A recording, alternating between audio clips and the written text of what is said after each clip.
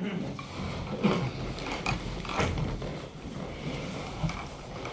everybody, I'm Kimmy and I'm an alcoholic. Thank you, Jason. It is good to have friends.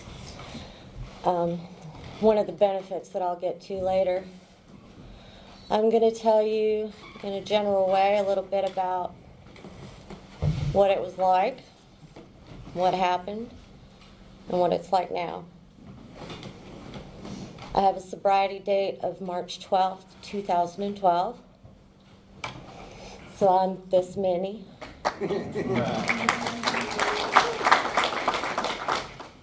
And that wasn't my first sobriety date. I came into the rooms in November, but I needed to be repotted because my little pot wasn't big enough.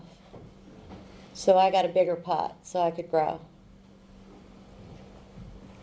I have a sponsor who has a sponsor. I have a big book that I read every day.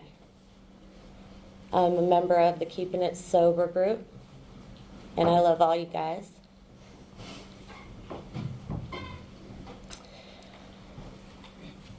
I was born in Ruston, Louisiana, which until I was almost 11 was not on the map, except for our claim to fame, which is Terry Bradshaw, who went to Louisiana Tech University. So that gives you an idea about how big that place was. I was raised by parents from different planets. My dad was a Southern Baptist, is still a Southern Baptist from Ruston, Louisiana. My mom is a Greek Orthodox woman from Athens, Greece. So I'm quite a fiery mix. I had a beautiful, beautiful childhood. I never wanted for anything. I had too much. Everything I could dream of was afforded me, and then some. Things I didn't know to want came my way. So I didn't have it rough as a kid by any stretch. My mom was quite the socialite. She had a lot of friends, a lot of business contacts. We went to a lot of dinners and a lot of parties. So I couldn't really tell you when my first drink was. And as a Greek kid, the wine was flowing all the time. If you could see the top of the table, you could have some. So it wasn't like a big deal. Alcohol wasn't looked at like a taboo. So I took it a step further. And I do remember the first time I felt sweet oblivion. Mom was taking a little too long at a party, and I was left to my own devices, which is never good. And I got into my godmother's medicine cabinet and found the Somonex. Hardcore. Well, at 11, it was pretty hardcore, and I didn't exactly adhere to the recommended dosage. And that sweet fade to black came on me, and I remember the next day thinking, well, I got to find a way to get more of that. I like that. And I did. A lot. A few years go by, and I'm the prodigy pianist and vocal student, and it's funny, we were talking about this earlier. I've been a performer all my life. And I've never really had a problem standing up in front of people and speaking my mind. But I did get a little nervous this evening because I've never stood in front of people and told the truth. So this is new.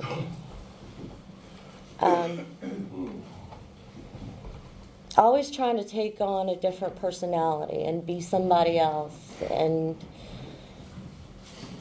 feel something else. You know, in school I was aces, really smart, and the books came easy, the grades came easy.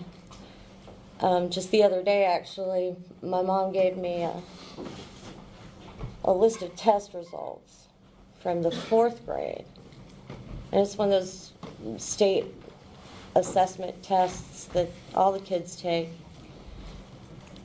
Just about every score on there was 100%, except for one, and it caught my eye. And it said 26%. And I followed it over, and it was for following directions. So the pattern was early, it was young, and it was really evident. Since I can remember, I have lied, cheated, stole, manipulated, connived, just out and outright got around stuff when I didn't have to. I just did. It just naturally fell out of my mouth. Well, did you do this? Wasn't me. Well, did you do this? Well, if it was a good thing, if I did or I didn't, I would take credit for it. About 14 or 15, they came out with 2-liter bottle coolers, wine coolers, and I hit the jackpot, boy. All I needed was a couple of those and a straw, and it was on. And I do consider myself a real alcoholic. I can't say that drugs weren't a part of my story, but it was never a priority. Alcohol was my priority.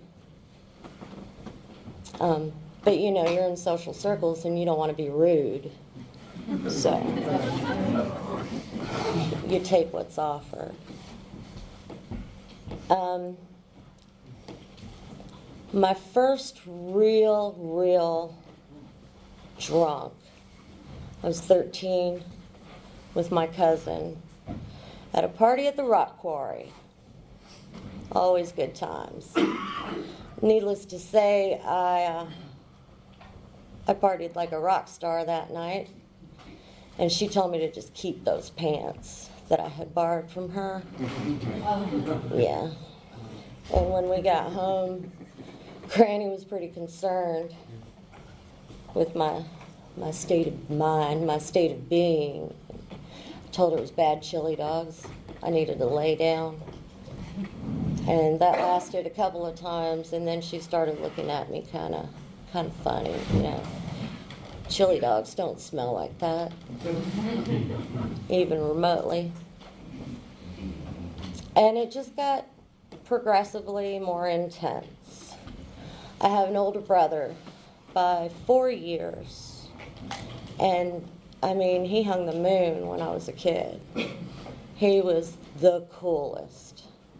And I wanted to hang out with him and his friends, and I mean, well, hell, he could buy alcohol when I was 16, 17, and that was very convenient. And even before, because at that time the drinking age was 18, which they, to my dismay, changed that about 2 years before I turned 18. It kind of bothered me.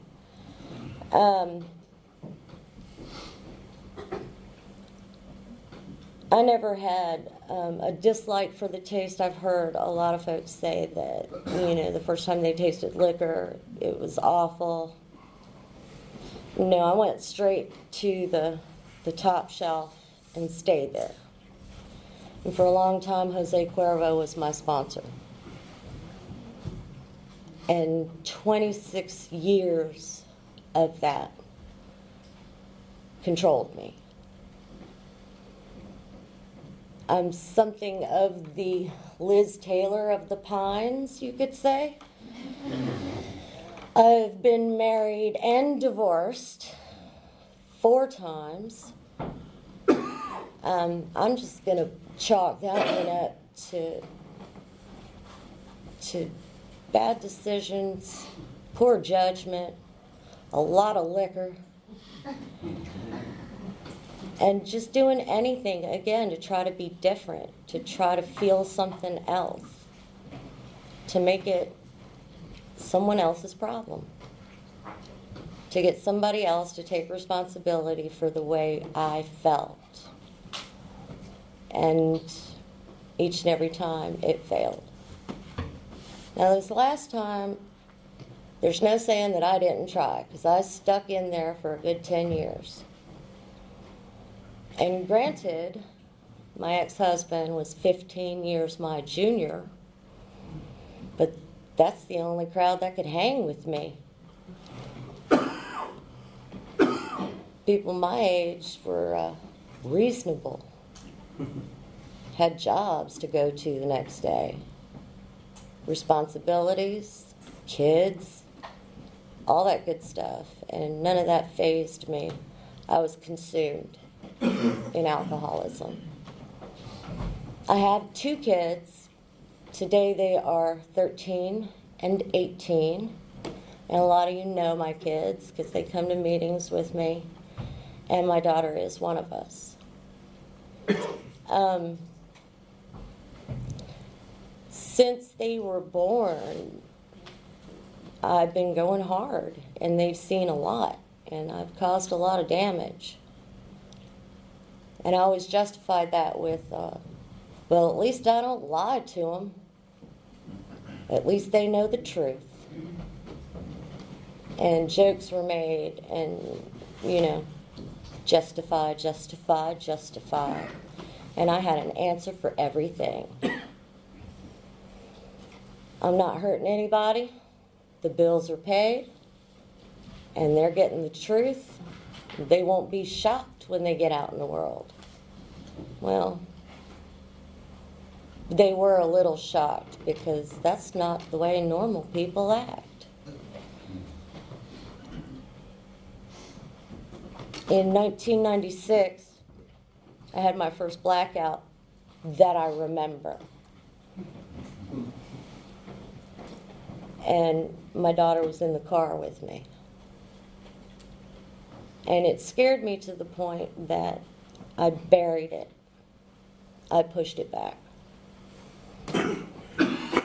And I didn't remember it until last year. And I'll tell you now, if you're hesitating on your 4th step, don't. Because it feels good to get rid of all that garbage. It's liberating. Well, it was for me.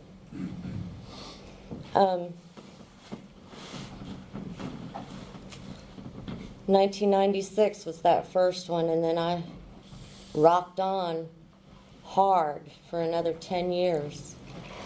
And maintained, I'm drinking because I'm miserable. I'm drinking because it's his fault. I'm drinking because I can, and I'm grown.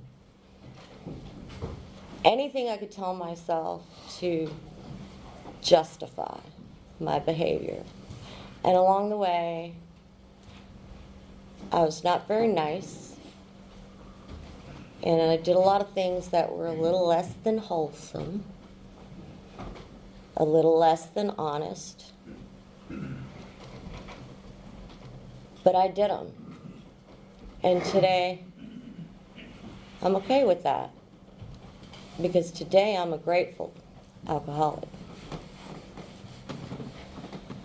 2007, about Christmas time, I remember that distinct notion in my mind, I have a problem.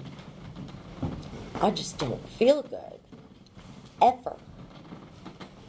Ever. I wake up, I feel awful. I go to bed, well, I pass out. I wake up, I feel awful. And my work days became a little shorter, and a little shorter, and a little shorter, because that need to run home to my cold beer became more and more.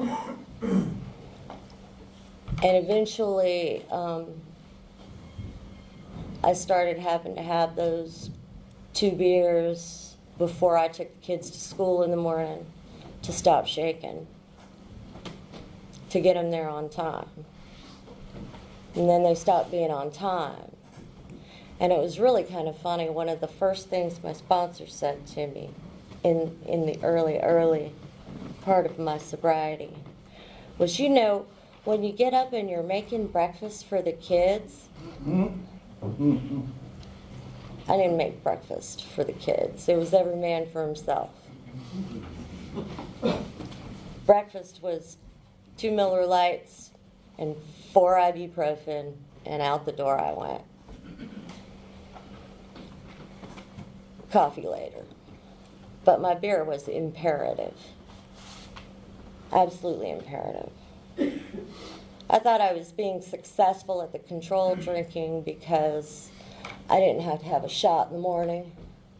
I could wait till about 3 before I had to have that shot. So, you know, I just partied hard, you know. I wasn't an alcoholic. Well, I didn't want to say it anyway. I didn't want to say it out loud. I knew it, though. I knew it in my heart. And when I started avoiding the mirrors in the house, I really knew it. And then, you know, after a night of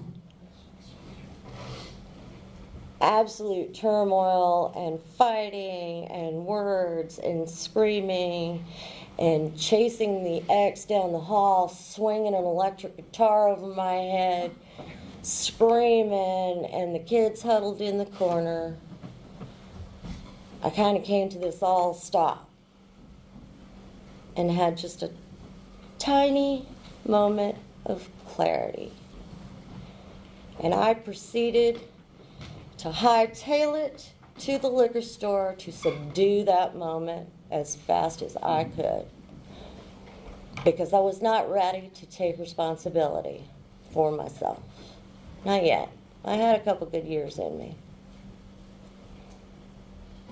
So I dialed it back to just beer after that, for a while. And then it stopped working. And I met this man. And I wanted so bad to be that person that was normal and could keep a 12-pack in the fridge for more than an hour and a half.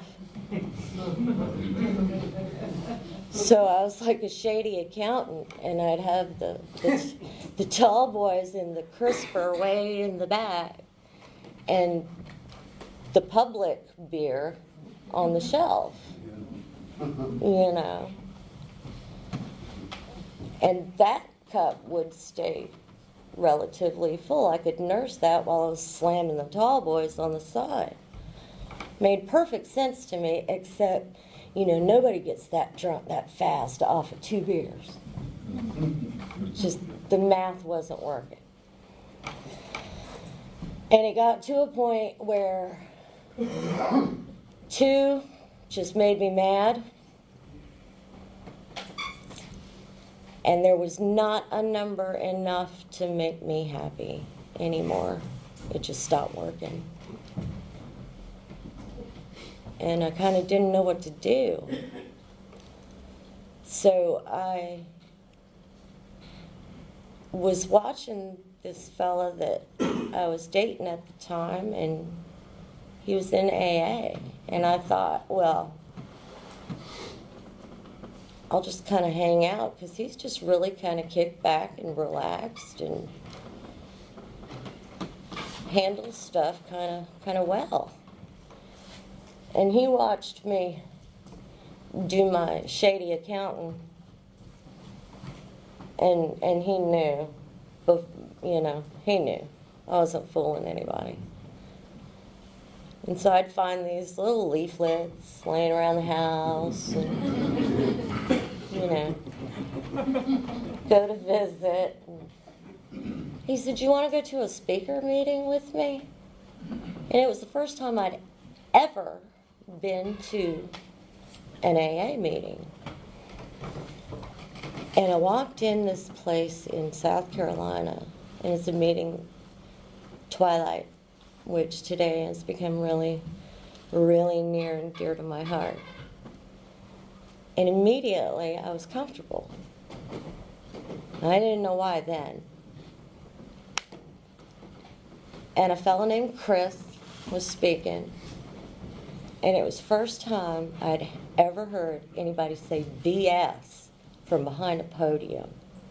And I knew I had found my people.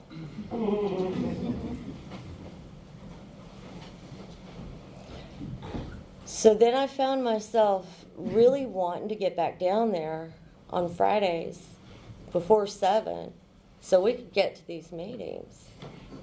And I really made a point of it. And I started to question myself a little bit. Well, why is it so all-fired important for you to get to these meetings? It's not like you're an alcoholic and you need them. Well, they're just really cool people. And, they kind of got this chill thing going on, and I like it. And time went by,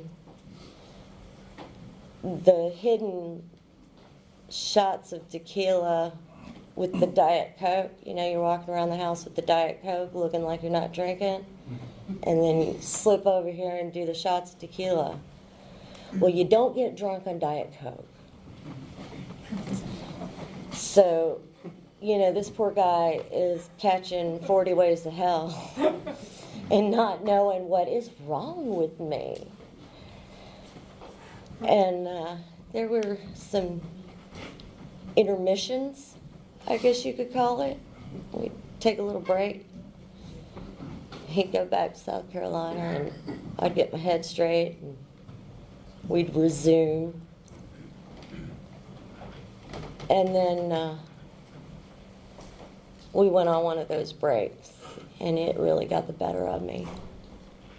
And I tried to drink it away, because that's what I knew to do, is to drink it away, rather than deal with anything.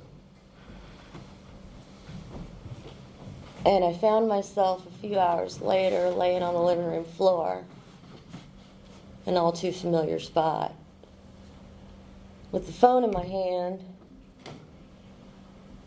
and there was just nobody to call.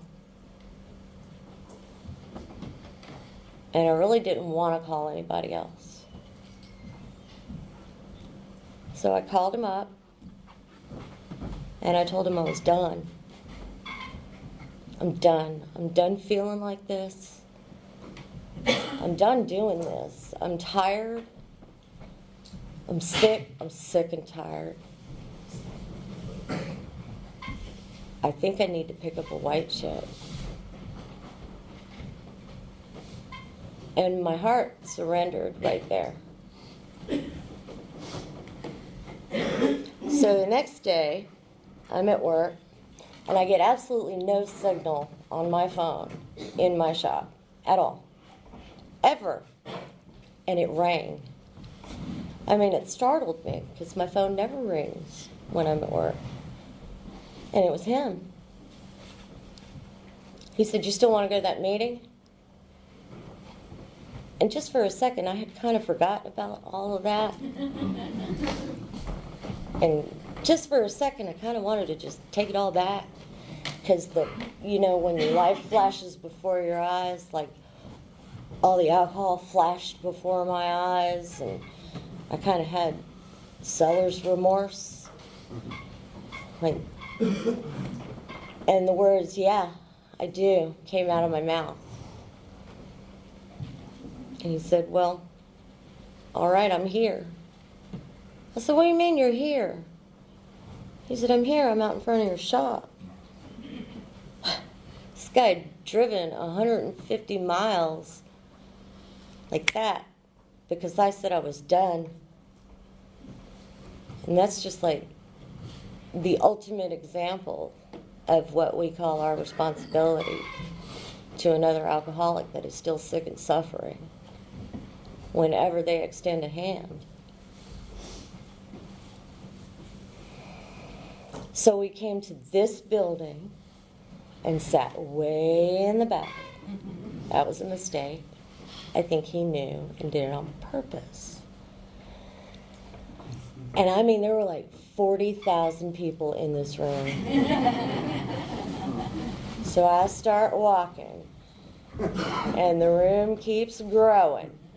And I felt like I walked for an hour and a half to go get that white chip.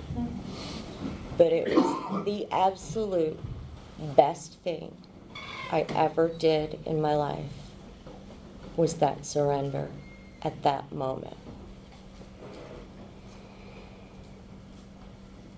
Yesterday was an anniversary for me as well.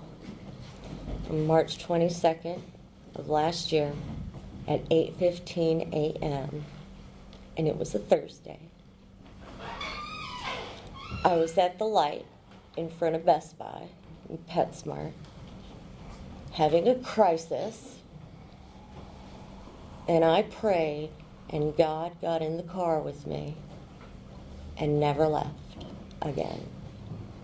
And from that moment, the obsession to drink was lifted from me completely. And I know that.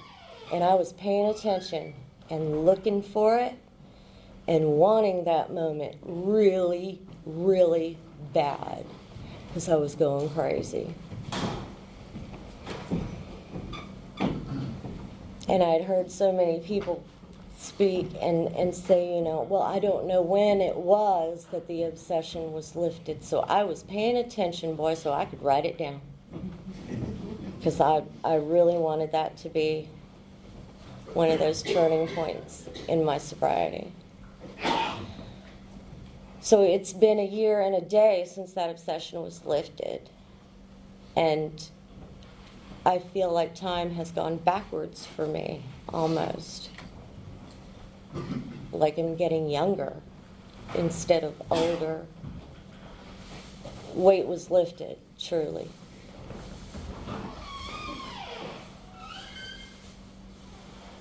Our big book tells us, that some of us get this quickly and some of us get this slowly.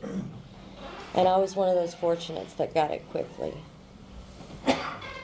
And I believe my sponsor when she told me it's because I didn't ask why. I never asked why. I just did it. If she said jump, I said what color? And all the PC suggestion stuff, that's good for a lot of people, but I just did what I was told because I knew my survival depended on it. And the things that I have gained from this program, from finding a God of my understanding, from working those 12 steps, from prayer, from studying this program and that text, that big blue book, are endless. Endless. I could write a gratitude novel, much less a list. I do so, though. I write a list. Not every day, but almost every day, because it's crucial to my recovery. And I've heard it said before that when the process stops, the process stops. And I'm scared to death to stop that process. I've learned how to love me. I've learned how to forgive. And that's a big deal for me, because I almost drove myself completely crazy holding grudges over nonsense. Nonsense. In the grand scheme of things, you know. The things that seemed so crucial are just nonsense.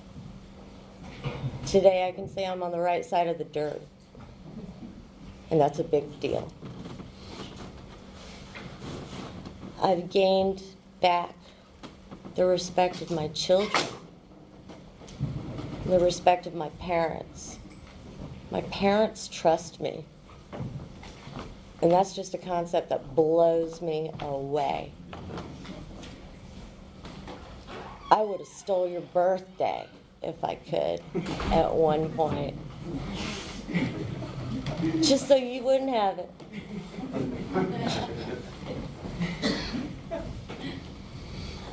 So I'm truly transformed by this program, by the people in these rooms, by all of you. It's that concept, that first word, that we, has changed my life. Well, I take that back. It's given me a life. I didn't have a life. I had a stagnant state of existence that every now and then resembled, you know, what you're supposed to do and look like and act like and all of that.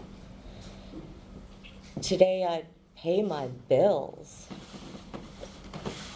Whoa, you know, that's like just an amazing deal. Again, you know, I was afforded every opportunity and every break.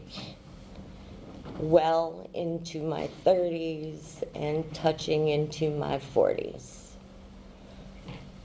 Mom and Dad were always there, and they just about enabled me to death. But they didn't, because I found this, and I can't be more grateful. Every morning, I hit my knees. Every night, I say thank you. And make sure that I say thank you. And I'm going to keep doing it, and I'm going to keep coming back. I'm going to keep listening and remain teachable and willing, honest, and open-minded. Because as it turns out, I am not all that. I didn't write the rules. I didn't write the book. Because that would have been a hot mess. Hopefully, this time next year, I can say that that obsession has been lifted from me for 2 years. And but for the grace of God, I'll be picking up a 2-year medallion next year. And with any luck, I'll see all of you again. Thank you for letting me share.